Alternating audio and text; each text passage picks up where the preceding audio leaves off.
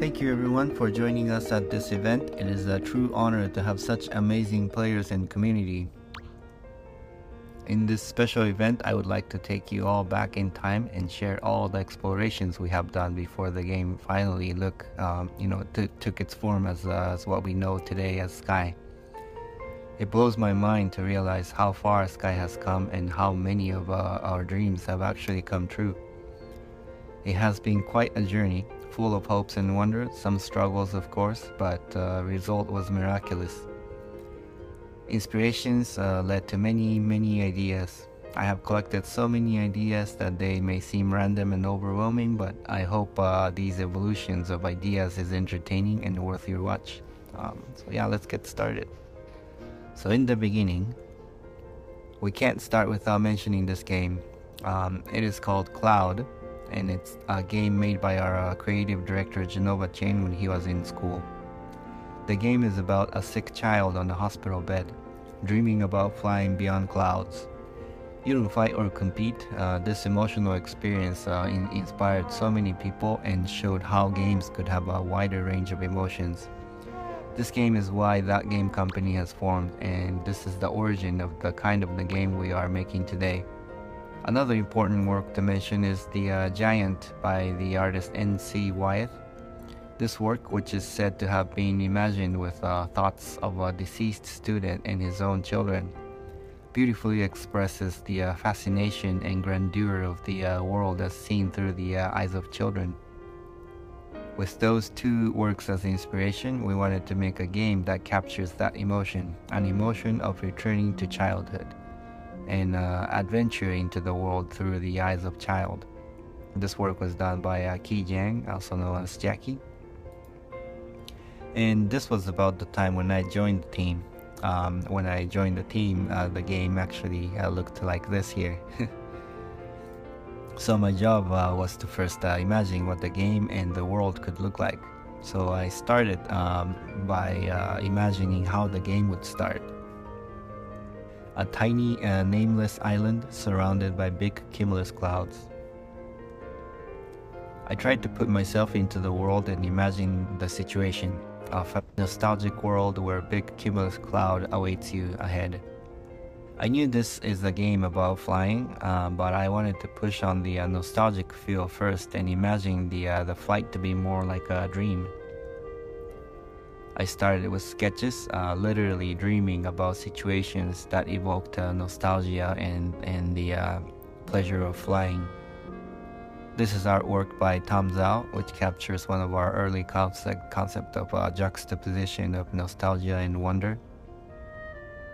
At this time, we were exploring the idea of making a familiar modern world to have you fly over, like soaring over the California. If you have taken that ride before, it's pretty cool. We made many prototypes about this, but still weren't able to capture the essence of the experience we were after.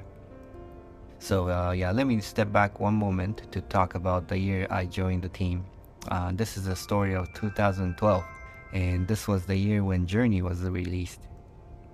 The game was received so well, and we heard so many voices asking us to make this experience available to more people. Journey was about connecting a player with another player, and people really felt the human-to-human connection. And we learned that people wanted more of this. So the next game, we really wanted to enhance this experience and make more people connect. So with that in mind, considering the connection, the third inspiration for the game we came up was the overview effect. The overview effect describes a cognitive transformation observed in some astronauts when they gaze upon Earth from space. This awe-inspiring sight against the vastness of the cosmos triggered the intense emotions, fostering a profound appreciation for our planet's fragility and a deep connection to humanity as a whole. These are concept sketches done by Genova and Jackie, imagining the moment when your players feel the connection to humanity. And this concept made us realize that the core of our game is connection, human-to-human connection. For me personally, this sketch helped me with a significant breakthrough in understanding the core of the game. It is not the amazing landscape or dreamlike scenario, but what comes center in our experience is the connection with the other players. Then the question is, what kind of world would help serve a stage to tell a story about connection? What is connection to begin with? How do we visualize them and how do we tell the story? We knew we wanted to fly above clouds and eventually reach the atmosphere for the overview effect. Then we tried to imagine what things would make such journey. These are all artworks done by Evan Vieira. Then we came to realize water particles have this similar cycle. They are on ground but evaporates and then they fly up into sky, then becomes clouds and then fall back onto the ground. We found this very intriguing and we tried to apply this into a story. It's a story of a cycle of particles all heading towards the storm to be purified and then to be reborn again. With those particle story in mind, we then tried again to reimagine the world, the look of the world that they travel through. Try to imagine a world above clouds. Maybe these particles are physical form of people's dreams and memories. When they travel through clouds, maybe clouds reflect those memories and make that into physical forms. I have personally been fascinated by clouds and have observed many clouds. Staring at clouds and imagining shapes on them was my second nature, so it was pretty fun time to sketch out clouds, shaping them like a piece of clay. Tried many iterations, trying to get a sense of a world from them. But then soon I realized that a world made entirely by clouds makes the world a little unrelatable. We live on grounds and things on grounds give us way more context to play with. But the dilemma was that we wanted to make a game about flight in sky. So I thought, why not bring the ground itself up into the sky? So I tried thinking about a ground that floats. But my issue here was that I tried too hard making these terrains to look exotic, and this was still not very relatable. So then I went back and onto the ground again, going back to my origin and imagining how I would start the game.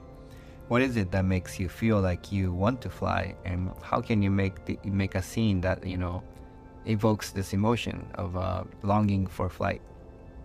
And there's something to this concept, an isle beginning, a call to adventure.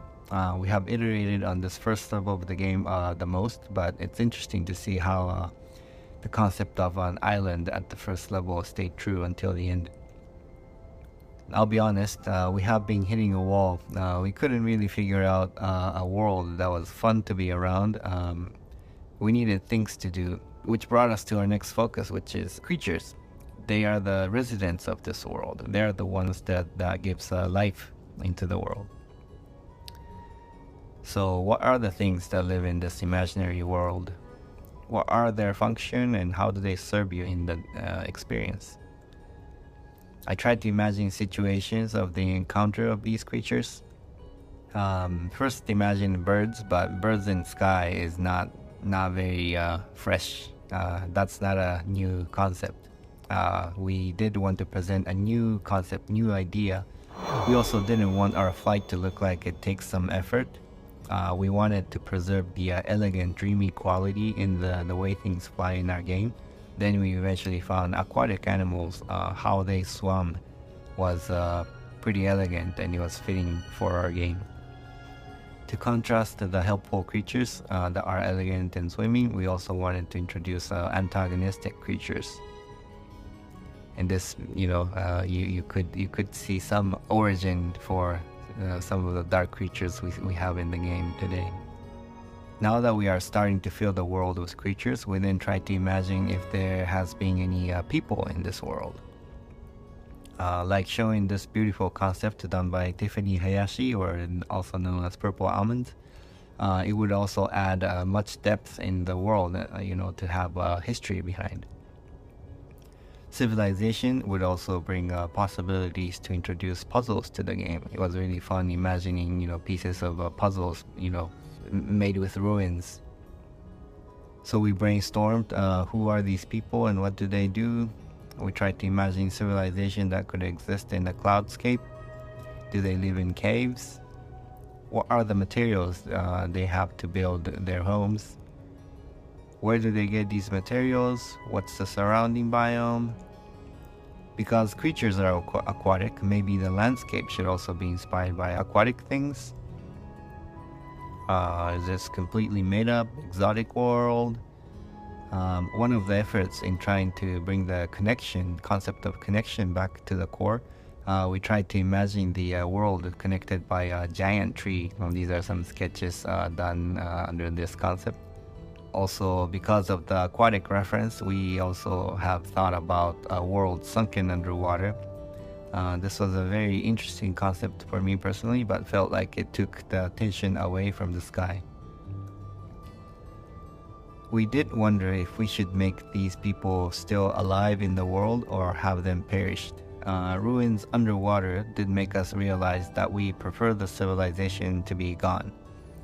We like the poetry of players to uncover the mystery through their own experience, rather than have them, talk to an NPC and, have the NPC talk and describe what happened. Having these people gone already also brings the opportunity to introduce antagonists to the story. Whatever that destroyed the civilization could be the challenge for the players as well. In this concept, you can see some dark shards penetrating through these ruins, and could see some hint of how we've done the darkness in our game today. Eventually, the world is starting to show its form to us. Things are starting to come together. Terrains poking out of clouds like islands, surrounded by creatures gracefully swimming in the air, and ruins awaiting for the players to uncover their mystery. Now that we are finding the general structure of the world, we then dove into figuring out what the story of these people are. What are these people to begin with?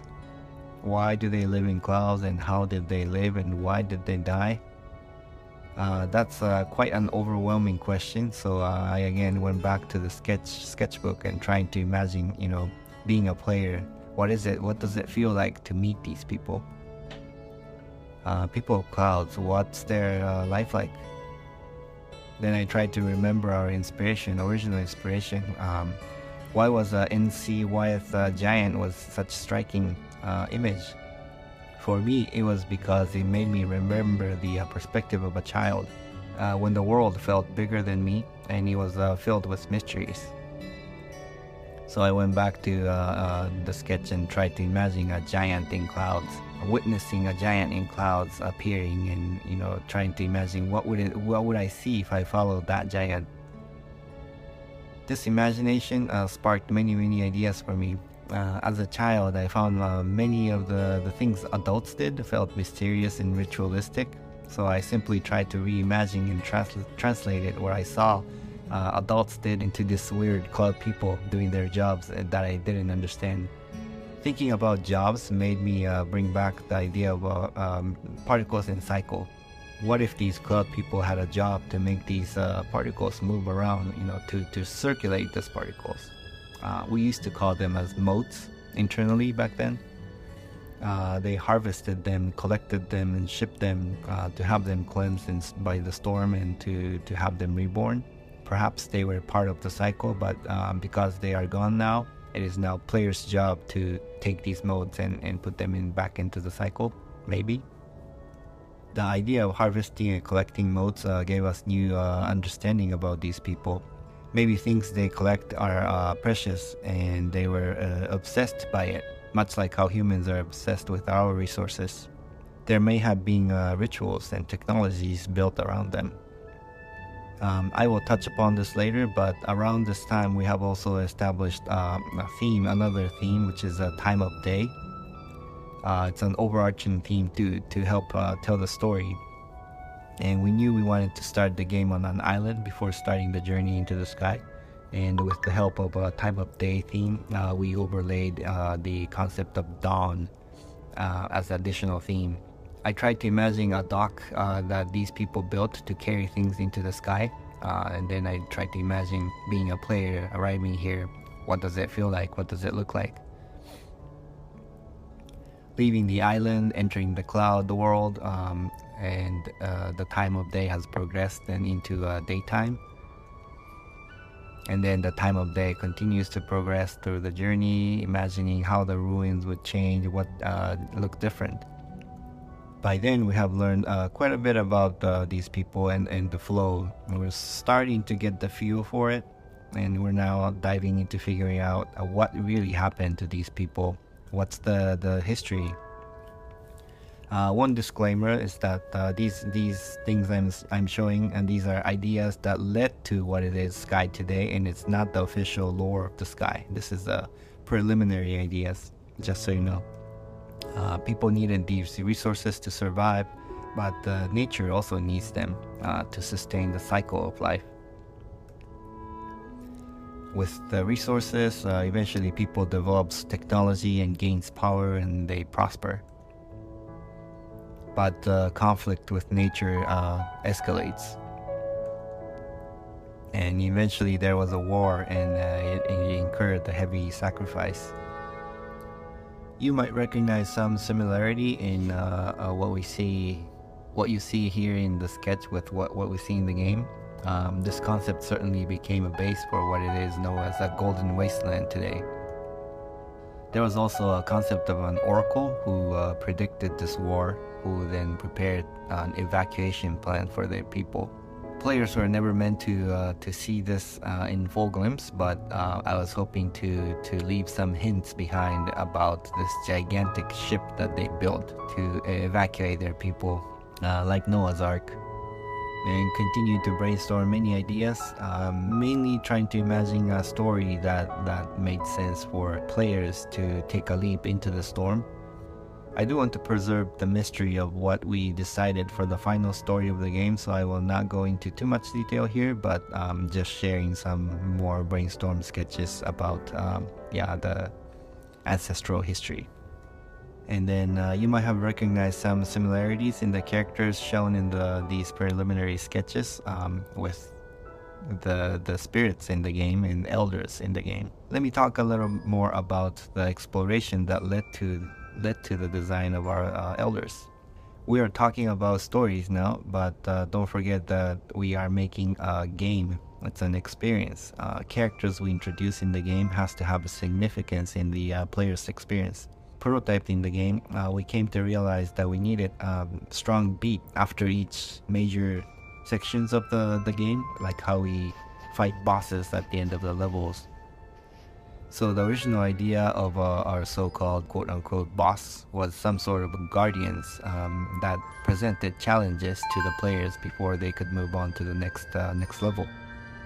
We concepted different ideas about a character that could provide interesting gameplay along with an evocative story. We knew that we needed multiple of these guardians across the game, and wanted to give them different characteristics to each. I was looking at different myths and stories about gods and guardians, and learned that we often use animals as a way to represent different characteristics of unique gods. So I also tried to find various animals, creatures that represented the emotion of each of the levels, and tried to convert them into different characters. Designing different animals is fun, but it's also very costly to do, so I had to imagine another version where animals are more of a symbolism that was left in statues, but the characters themselves are more of a spirits that appeared in more of a human form and human scale. This sparked some inspiration for imagining figures that are cursed. Each presents a challenge to the player, and their characteristic was represented by missing body parts. Not sure if you can recognize, but these are what eventually becomes Elders of the Isle and Elders of Prairie. Here are ideas for Guardians for Rain and Sunset, eventually becomes Elder of Forest and Elders of Valley. Having all these characters also helped spark an idea of unifying them as a group. This concept made me imagine them as a royal family of some sort, and they used to be together, but now they are separate, and the mystery is to be discovered by players. Royal family made us think that we need a king, which would make sense to appear at the end. Distributing them across the game and breaking them into levels helped us organize the flow and the story of the game. Some more ideation in 3D prototypes. You can see how they evolve and progress into what we know of them today. Again, a disclaimer that the story behind these characters I'm sharing here are preliminary ones, and I'm not explaining the official lore of the game. So now that we have a structure of the world, the creatures, characters, and the quote-unquote bosses, it is time to assemble them together into one game. We did determine that we wanted to base our flow on the theme of the time of day. We associated different emotions across 6 different times as dawn, day, rain, sunset, dusk, and night, and associated colors and shape languages to each. We then applied an emotional curve inspired by a hero's journey and designed a flow for the experience, associated by levels and characters at each stage. We then put everything together to test the flow of the game, a story of a player waking up on an island, finding ways into the sky, uncovering mysteries of the lost civilization, and then eventually ascending to a space for an overview effect. You might think we have figured out pretty much everything at this point, but that's not true. Devil's in the detail. I will share only some of the different iterations we have made on each of these levels. Dawn, we knew it would start on the island, but there was still some idea of mixing a mirage of the modern world to make this initial level give a strong sense of threshold. We played with the idea of leaving our world to enter the realm sky. More ideation of the isle. We had versions where you rowed a boat to enter the sky realm. The concept of the boat was debated until pretty late in the phase. The shapes of the clouds at this level was also iterated a lot. A giant wall of clouds to fly over, or a hole in the clouds to penetrate through. This level has been, by far the most iterated level. We have explored so many ways to lead up into the sky. Next up is Prairie. We used to call these realms by the time of day until pretty late. Many of us, including myself, still reference these levels by the time of day. These concepts by Tom helped us determine the color of the terrain in the sky. We wanted to reference biomes from high altitude. Here, a concept of bird's nest. This is pretty close to what we see in our game today in Prairie. We have settled on round and soft shape language because of the secondary layered theme of a human life. This is the second stage after the birth. It's the childhood stage, so we wanted everything to be round and soft. Pretty close to what we know of Prairie today, but at one point we wanted players to go through a cave before coming out to see the blue sky, to contrast the open, vast feel of the sky. You can see here in the sketches some preliminary versions of the gates that led to different levels, or shrines that helped you change dresses you wear. And then forest, we needed emotional curve that dips down a bit, so we added rain as another time of day. Rain was another tricky level. This was probably the most iterated level after dawn. We tried enchanted forest feel. We also tried this level to be to have an elder who seduces you. We also tried to make this level like puzzles or mazes, trying to visualize complexity of the adolescence as the human life theme. This is the third level. After childhood, you became adolescence. There's a mixed emotion. This is a time of the life where your emotion is really complicated. So we tried to also represent that visually. Another important aspect of this level was introduction of industrialization. The third layer of the story was civilization, story of the civilization. So after the civilization has lived in harmony with nature, they start the industrialization. Early concept of the temple shows the dark stone penetrating through the building, and the interior of the temple was also looking very different. After the rain is sunset, emotion raises to a peak. We wanted the gameplay to be more dynamic here, most dynamic. It represents the peak of your life when everything is exciting. This concept by Tom really captured the emotion we wanted for this level. The peak of mountains penetrating through the clouds also became base for our starting area of the Valley of Triumph. Civilization was also at its peak, so this was meant to be most decorative and rich in materials. Many of the concepts here became the base for the key areas in this level. Can you recognize them? After a peak, there's a fall. Dusk was aligned with the midlife crisis for the human life theme, or the post-apocalyptic theme time for the civilization theme. Shadi and Kang jumped in at this time of the production and helped us polish some of the ideas for this level. This was the time when we tried to expand each realms to have various sub-levels. Temple in the Golden Wasteland. Exterior is pretty close to what we see today, but the interior became a lot different. Night is a vault of knowledge. Visual inspiration of this realm was a library and the ethereal dream. Following the arc of the civilization, this is supposed to be most advanced, but we didn't want to make this to feel too technological. Instead, we wanted the whole experience to feel more like a dream or magic, so Jackie did this concept to capture the dreamlike quality of the realm. Some early concept of the shelves and the quote-unquote books. We designed a lantern to be the device that recorded memories, concept done by Tom.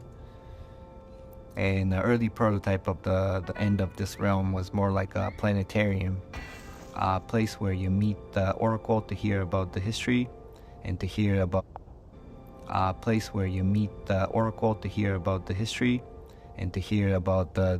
your own destination as a player. Storm is the final realm. This is the moment of death, and we wanted to visualize the lowest low moments of the game. At one point, we were considering that the Storm realm is black and white. Tom captured the feeling of what it could feel like to be in the midst of a storm, and then tried to approach the Eye of Storm. Then Kang helped added one color, red, into this visual to further enhance the emotion of this realm. At the Eye of Storm, there's a hint of what actually happened in the past. Trevor Stringer concepted the moment before the cataclysm, and Tom painted a version of our representation of darkness. After the death in Storm, you now shoot up into the space. This is a moment of rebirth, the overview effect we wanted to have from the very beginning of the project. For a while, we were going after the idea of the representing the unity of people by a superorganism we called as a megabird. Here's Kang's emotional capture of the moment when everything is coming together, and the evolution of the megabird. If you remember the original sketch done by Genova, we have come far, but I think it's nice to see the original idea kind of stuck around. In the end, we emphasized more on the idea of the stars and constellations, so our megabird became more of a mega constellation. Because there are too many layers of different problems we were solving to consolidate into one experience. I am abbreviating a whole lot of the process that we went through, but I hope you were able to watch how ideas were created and morphed and evolved into what comes Sky today. And then finally, game was released. I was only able to show only some of the 2D concepts, but making of this game really involved the high-level concepts of storytelling, game designs, engineering, 3D modeling, sound effects, and music. Literally everything had to come together to form this special game. A spark of inspiration initiated this project. We played and iterated on so many ideas. It was fun to iterate, but sometimes became overwhelming. After each failures, we stood up and we never gave up. We kept on going. There were times we felt like we really lost our direction, but we continued. I was really not sure if this game would do well, but kept on going, believing that there's something at the core in this game that is worth sharing with the world. And then we broke through, released the game. So many rough edges and unpolished details, but the game was released, and then in the end received by millions of people. Today the game is still alive, and with the support of all the players, including yourself, it is growing and evolving even more. This is the end of my presentation, but I truly believe that the making of Sky was kind of a miracle. I hope seeing the birth and the evolution of the game was interesting to you. I am grateful to say that Sky is much alive still and continuing to change. And I am looking forward to witness how it's going to evolve more through the many, many years to come. Thank you.